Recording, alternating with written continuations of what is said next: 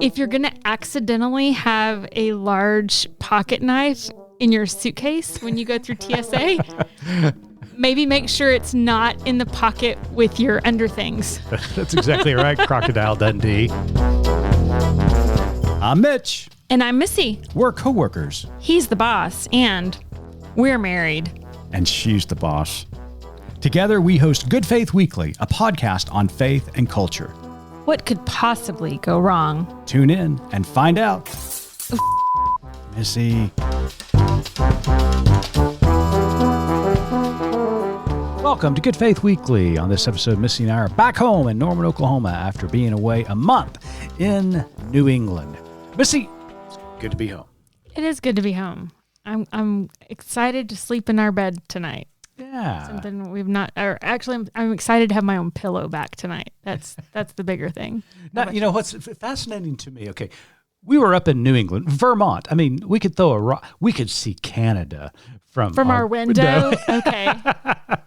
And it was cold up there. We got some snow, but we come back to Norman, Oklahoma. It's colder here. It's so much colder here. Our houses just are not made to heat like they are in New England. So even though it was freezing outside, we were always real cozy, warm inside. Yeah, it really is. So. You come back here and I'm dying. My toes are frozen. So, anyways. A little crazy, isn't it? So this episode is a little different. Yes, a little different. Our listeners are going to be forced to just listen to us this time. Mm-hmm. Thanks to, weather delays, flight cancellations, and having to reschedule guests because it was a little bit of a traverse to get from New England back home. It was. I mean, it is what it is. Traveling. I mean, we had a nice little stop. We're going to talk about this later on the pod. We had a nice little stop in Boston. We did. Stay tuned for some fun little stories. Yeah, and then we got on our flight to come home thinking, just in a matter of moments, we're going to be back in our cozy house. No. Charlotte said, no. So we got stuck in Charlotte for a night. That wasn't fun. Yeah. Might not have been the best roommate that night. Missy, want to go out to dinner? No. It's 4:30, Missy. A little cranky. Anyway, so we are going to just catch up. We're going to kind of talk about our travels home, talk about a little bit of Boston history and some things that are going on in the world. So we hope you enjoy, and we will be back with a guest next week. Yeah, it's going to be a little different episode, but I hope you're going to like it. Absolutely. Enjoy.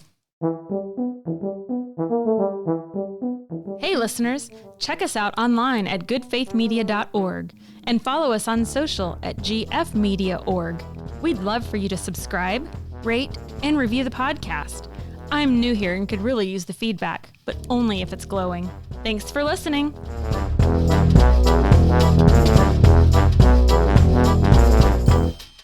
Well, we're back home, Missy, back in the Sooner State.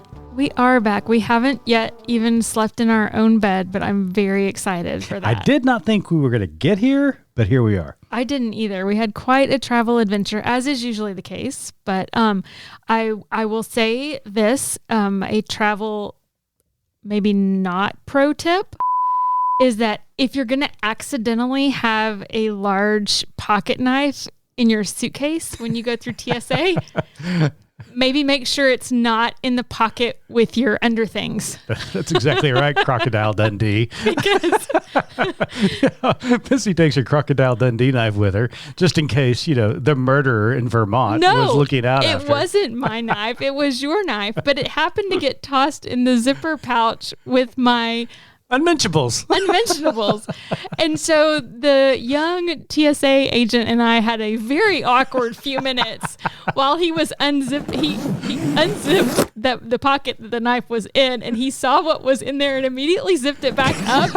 And then, bless his heart, he tried every other zipper pocket before he realized he was going to have to dig through my underwear to get to the knife. He unzipped it, saw it, zipped it up, put another pair of gloves on, and then went for the knife. I didn't know if you noticed that. I did not. I was mortified. He was pretty embarrassed. No, I was pretty ticked off losing my knife. I know you were mad about that, which was sort of my fault. But in any case, it was a funny moment. So, pro tip, if you're going to accidentally have a blade in your carry-on luggage, maybe not put it in with your underwear. That's- Or do. I don't know. I mean, you just didn't enjoy the moment. Yeah, So, absolutely. There we are. So anyways, we traveled back from Lincoln, Vermont. Yes. And we spent a month talking about planes, trains, and automobiles to get here. Yeah, we spent the month talking about Lincoln and what a beautiful community it is, and just really enjoying that sort of I don't know, you do call it rural, mountainous. Oh yeah, it's mountainous, rural. It's just absolutely gorgeous. I mean, so I very think few people. Sorry, I think we missed an opportunity here. What's that? Do you remember back in the day when you were in elementary school and you had jog-a-thon or jump rope for heart or whatever, and it's like if you ran X amount of miles and you get people to sign up to give you like, a quarter per lap or whatever, then you collect when you do that. I think we should have had pledges for how many times we were going to say, it's so beautiful. It's so beautiful. Well, according to our social media following, people got a little tired of hearing that. Probably because we would say it to each other. We would just walk outside or drive down the road, and that's all we would say the whole time. It's so pretty. It's so beautiful. It's so beautiful. So if we had pledge cards, can you imagine the money we could have raised for Good Faith Media? Absolutely, yeah. So I think we missed an opportunity. We did miss an opportunity. However, yes, as much as we have just bragged on this town and this community of Lincoln, Vermont, we then went back to the big city for a couple of nights, our favorite city of Boston. And we spent 2 days. It was wicked great. Just traversing the city that we love. And I have to tell a story that I don't know if you noticed, but I've been saving it. Oh, please do tell.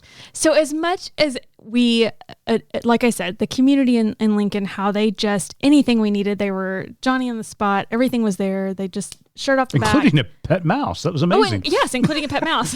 By the way, trap. We let the mouse have the house. We just decided it's his house. Yeah, we weren't going to catch him. Nope. I mean, he outsmarted us. I fed him every night. He ate well. It was like the buffet. He was like, this is like the first buffet. Yeah. This is great. Mm-hmm. Anyways, we let him have the house. So we were walking through Boston, and, the big city gets a bad rap or whatever for being, people are rude or whatever. And we were walking down kind of not an alley, but, a little walkway between two buildings. And I happened to overhear. I think that is the definition of an alley.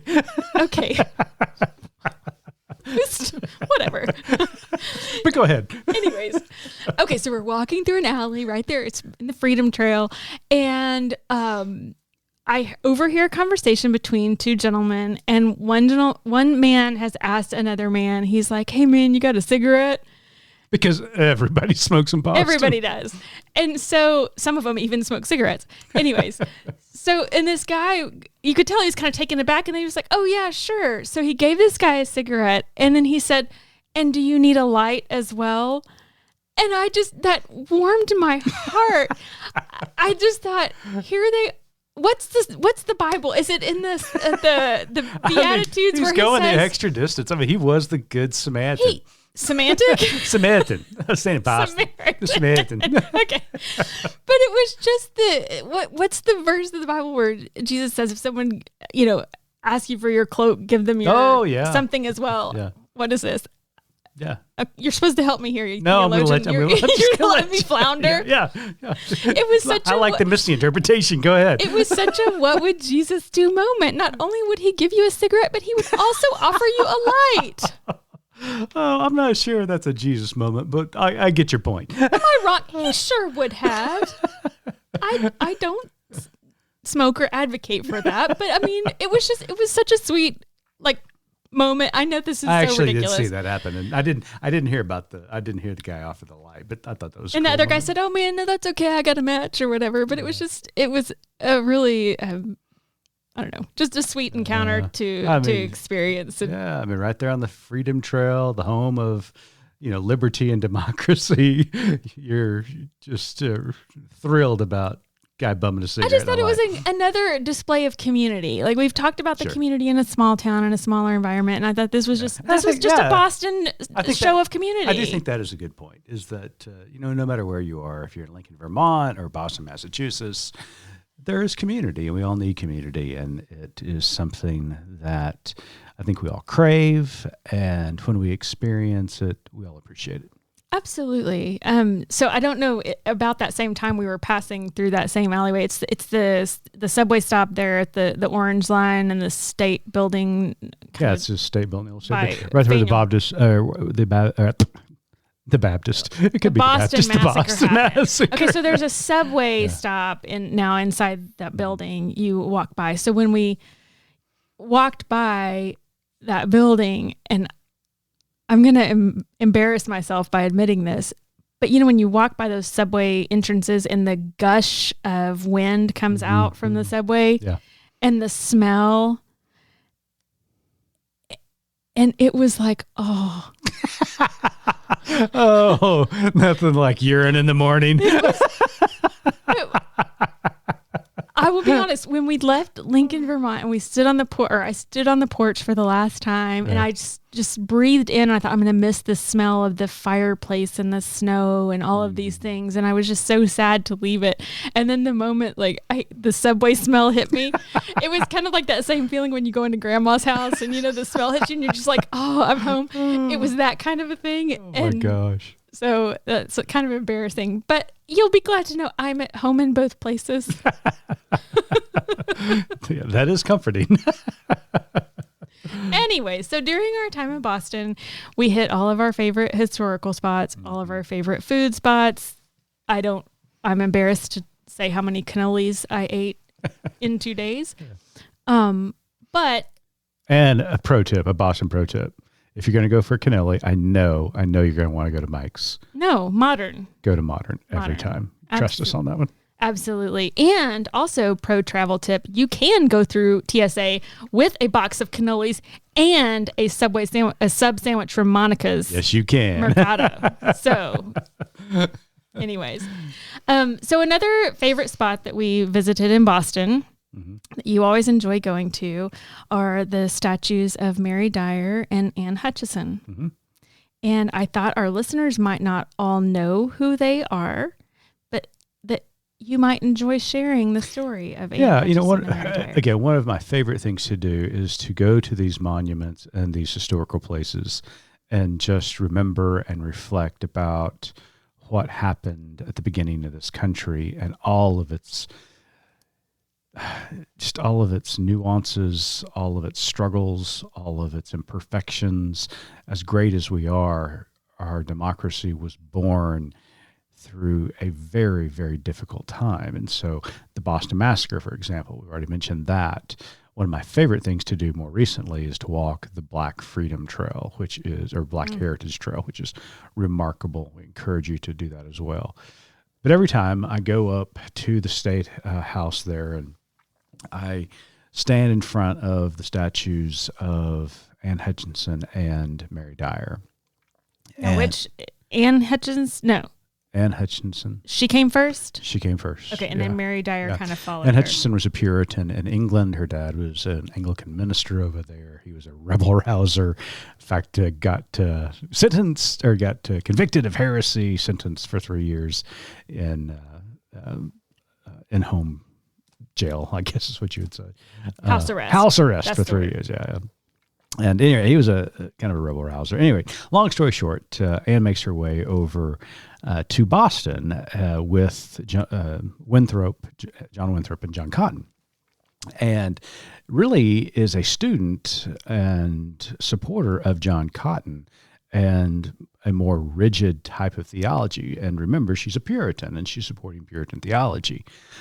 But Anne also had the audacity to begin preaching herself.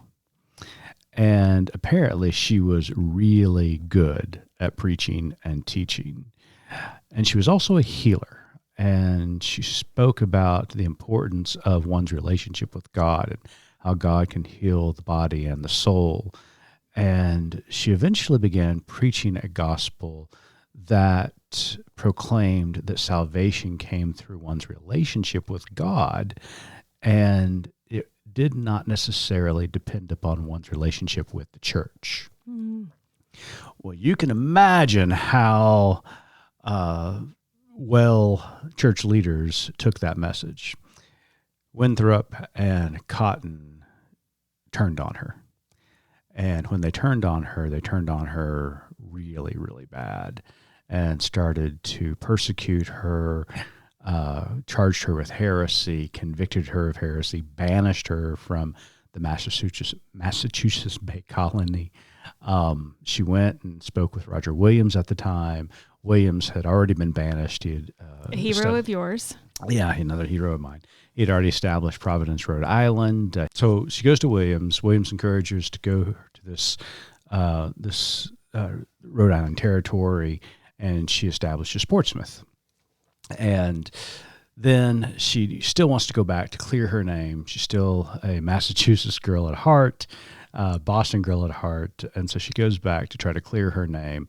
Once again, she is ostracized and banished again, goes back to Williams, and then he tells her that she probably really needs to flee and go elsewhere. And then Williams dies, and then Winthrop and Cotton are telling everybody that Massachusetts Bay Colony is going to take over the Rhode Island territories. And so Anne then ends up going to what is now present-day New York. And it's there where she has a terrible encounter with indigenous communities down there, and she is killed by some tribes there in the New York area. And so it's just a story that reminds us about the significance of women in this country and the founding of this country, and their fight and struggle for religious liberty, for their fight and struggle to be ministers of the gospel of Jesus Christ. And she's just a remarkable woman. But she also inspired another young woman who was an Anglican at the time, Puritan, and her name was Mary Dyer. And so she knows Anne, and she begins to follow Anne and is a student of Anne. But Mary takes it a step further. She was a little more... She was a little bit more... I don't know, I've read, but I just picture her as a little bit more of a rebel. She was a little bit more of a rebel, yeah. So she begins to teach as well and begins to preach. And again, she finds herself in trouble, and she ends up being sent back to England. Well, it's there she joins the Shaker movement, which is the Quaker movement. And the Quakers began to preach a gospel of inner light, that if you were quiet, the Holy Spirit would speak to you, and a new revelation could come to you through the Holy Spirit. And so she began to preach this gospel. Well, she makes her way back to Boston. Cotton and Winthrop again, throw up shade, and they began to persecute her, charge her for heresy. There's some give and take. Now, this is a long story, folks, but eventually what ends up happening is Mary comes back to clear her name. They arrest her, and on June the 1st, 1660, I believe, I have to get that date right. I don't know. She is hung. Okay, wait, but you forgot she was sentenced to hang before that. Yes. And her son, I think, was able to talk her out of that. And they were like, fine, we won't hang you, but you've got to get out of town. You got to get out of town, yeah. So she gets out of town, and then she keeps coming back. Yeah. I don't understand this about her. I just don't. But she kept coming back, and my favorite part of the story is that she would walk up and down the streets. Well, I wasn't going to tell that, but you go right ahead. You weren't going to? This you is the whole fun part of the story, is that she would walk up and down the streets naked, preaching. This is another thing that obviously did not sit well. Quakers were, with the authorities. Again, they were she little rebel finally rousers. Came back for, I think, maybe even a third time, and they were like, okay, we're done with you. We're over it. And sadly, she was hanged there in the Boston Commons. And so her statue. It was on June 1st, 1660, she was hung there at the Boston Commons. And again, just a reminder that our freedom was not free, and religious liberty was not given to us, but it was bought by the blood of those who came before us. Absolutely. They're two incredible women. Yep, absolutely. And also Anne Hutchinson's father, who insisted that she learn to read. Yes. Which set her on a course for this, which goes to show by teaching girls to read, it just ruins all y'all's fun. Well, we were talking about this earlier, and when you said that, I was reminded of Malala. I'm all for women's education. No, it was a joke. I was reminded of Malala, and she often would say, the most dangerous thing to patriarchy is an educated woman, and that's why she advocates for women, for girls for girls' education around the world, and I'm just reminded of the power of the female mind, the female conscience, that women, since the beginning of time, have been changing this world for the better, and something we need to celebrate. I agree, and I think we forget sometimes how, maybe in America we take the fact that girls get to go to school, for granted, but in other parts of the world, that's still not a given. And can you imagine, where our country would be without women like Anne Hutchinson and Mary Dyer? And one of them, I forgive me, I can't remember which one. You were talking about the female mind, and we talk often about women's intuition, you and I do. And one of them, I think it was Anne Hutchinson, said that she felt like the voice of God was the intuition. And so that was, of course, also controversial. Sure. But I really believe that. I feel like sometimes that intuition is that still small voice of God. And so they were quite revolutionary and greatly affected the trajectory of our country and religious freedom. Yeah, 100%. Anyways, thank you for that history lesson. Yeah, well, thanks for just reminding me of it, and thanks for amusing me as we walk through the Commons every time we go to Boston, and I have to go see all the statues. It's always fun. It's become just something we do and we enjoy doing, and we got 10 miles in that day. We did, yeah. As we walked, we had to because we had so many cannolis. No kidding. Absolutely. So I think. We did not talk about this last week. Again, we recorded before the video came out, but the video of Tyree Nichols has since been released, and as much as I don't want to talk about it, we need to talk about it. Everybody needs to talk about it. I have not watched the video. I've seen lots of discussion about whether we should or not, and I feel like I have not watched it, but also feel bad because that's coming from a point of privilege, that's just it's something that I'm not faced or forced to see in my community. I do not judge anybody for watching it or for not watching it.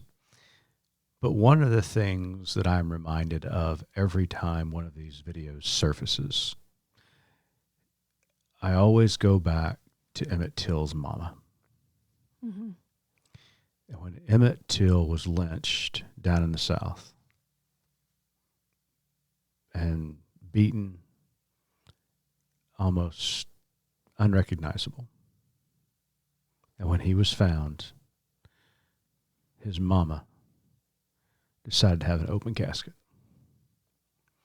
because she wanted the world to see, she wanted America to see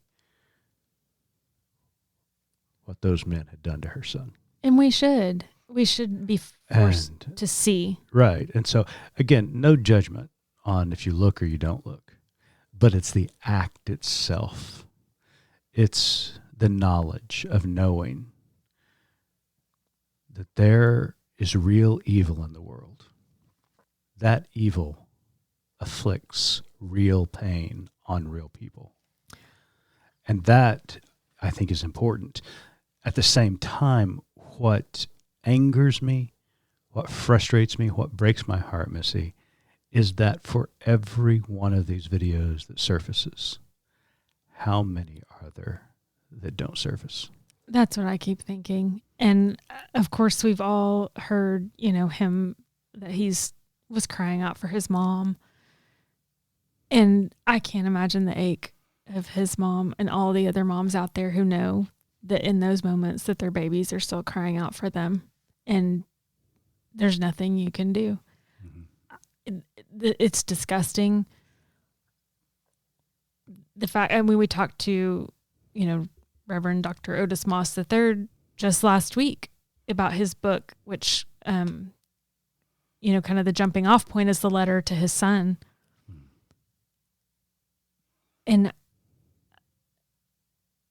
I don't know how to make it better, because like we talked about with Dr. Moss last week, is that we want to say that we've made some progress. And then stories like this keep coming up and videos keep coming up. Yeah.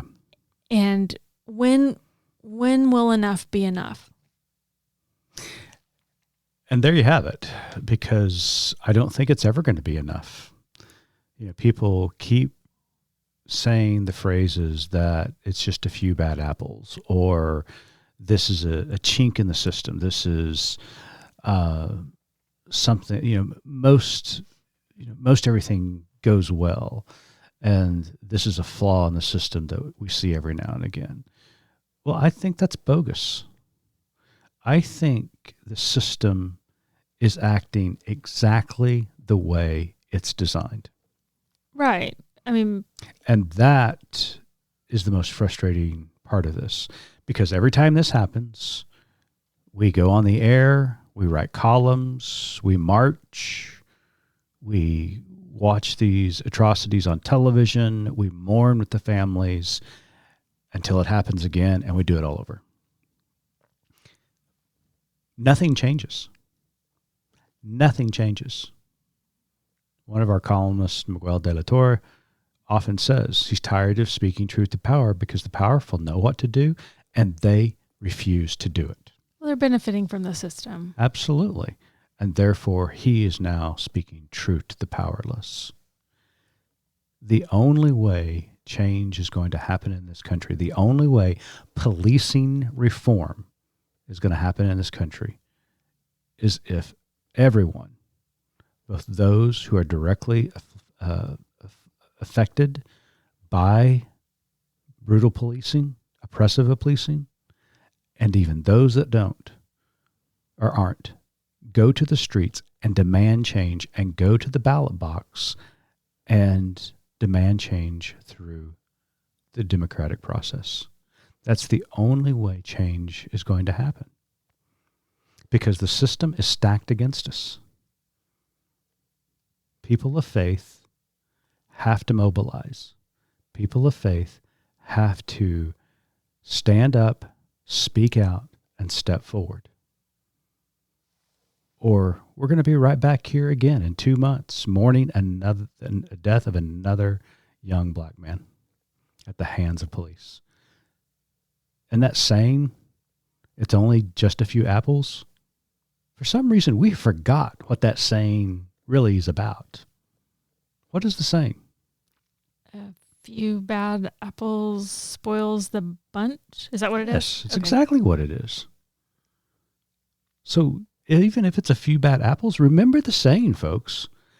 A few bad apples spoils the bunch. And I could not get over, you and I talked about this. The violence is just unimaginable.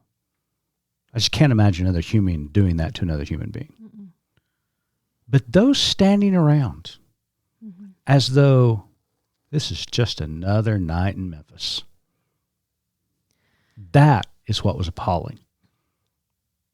Nobody, no other officer, no other ambulance worker, nobody stepped in to tell these people, you're wrong. Yeah. You are wrong, and stop it. I'm going to follow the investigation. I'm super curious because I want to get, I like I asked you, I'm like, what these police officers, I mean, ones who do have, bad intentions or who are, inherently the bad apples or whatever. So used to, you could get away with things and not be on video.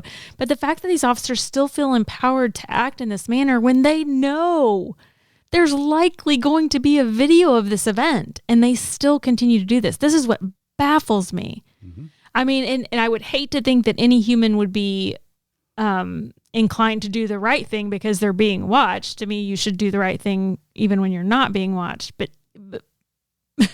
it seems like to me. If I know a camera's on me, I might act differently. That's what's so baffling to me. And like you said, the sheer number of people who it took for this to happen, and the beating. I mean, let's be honest. The body can withstand a lot and survive. Maybe not be the same and have issues ongoing, but the body can withstand a lot. This man died 3 days later from this beating, and what in the world that had to look like and be like. Right. I just can't imagine. And I do want to say this.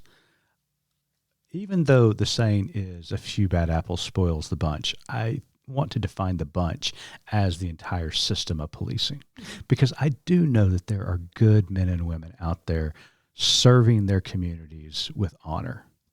One of them was the former chief of police here in Norman. After the death of Michael Brown, we had a city meeting with the clergy and local leaders, and he was there. And Chief Humphreys was just remarkable.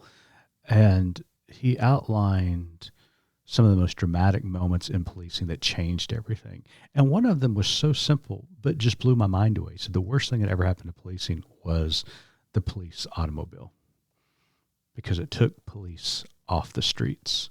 They stopped being in their communities, talking to people on their beats, visiting with them, chatting with them, and put them in a car where the only time they interacted with the community was in stressful moments. Mm-hmm. We've got to figure out a way to reform policing, because there's got to be a better way to do it. There's just got to be, because this cannot go on any longer. And for it to happen in Memphis, it just reminded me blocks away from where MLK was killed. And you just think, I think he would have hoped that we would have had come farther. And I think in many ways we have. I hope that we have and made progress. But I think he would have hoped this had not still been going on. You know, Otis talked to us last week, Reverend Moss talked to us last week about redirecting or rechanneling our anger, rechanneling our energy. He's way better than I am. And I'm just thinking about that now, when all I want to do is yell and scream and write nasty things on our website.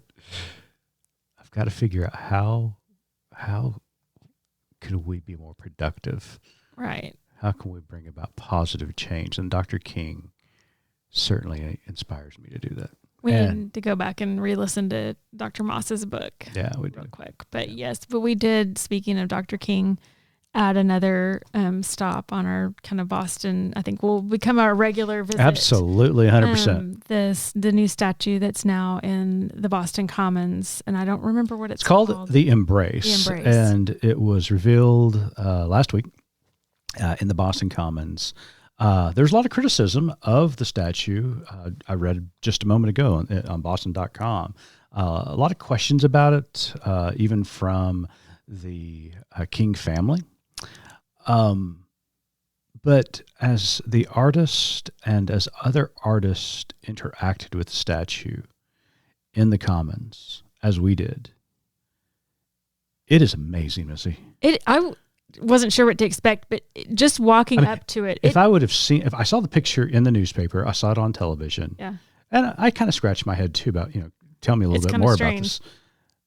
But seeing it in person is just remarkable. It does kind of take you aback. Oh my gosh. Yeah. It's an incredible piece of art. It's very moving. I'd encourage anybody who's in that area the detail to go see it. of Dr. King's hand and Coretta's hands embracing one another. And it is a spousal embrace, but it's so much more. It was very powerful. It's the King family, the legacy of Dr. King and Coretta embracing their country. And we saw a memorial there, several memorials there for Tyree. For Tyree. They had skateboards out and candles and flowers and just the imagery of that at the same time, because we were there just after the video was released. Yeah. And I just think from Emmett Till to Tyree, at their moments. And all of those in between. Oh my gosh. All of those in between. Those moments before their death. They all probably just wanted one last embrace from their mom. Mm-hmm. Or their dad. Or their wife. Or their kid. And I really think the statue in the Boston Commons is going to become one of the most visited statues in the country for that very reason. It's definitely one you and I will visit again and again. Absolutely. It's quite powerful. And I hope that the next time we go that there's not a memorial to someone else. Yeah, no doubt. No doubt. I hope. That's my hope. Yeah.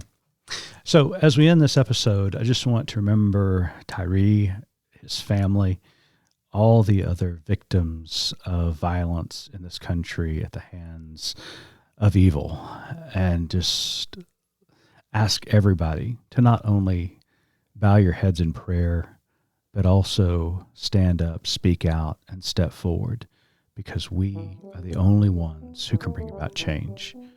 So let's get to work. There's a lot of work to be done.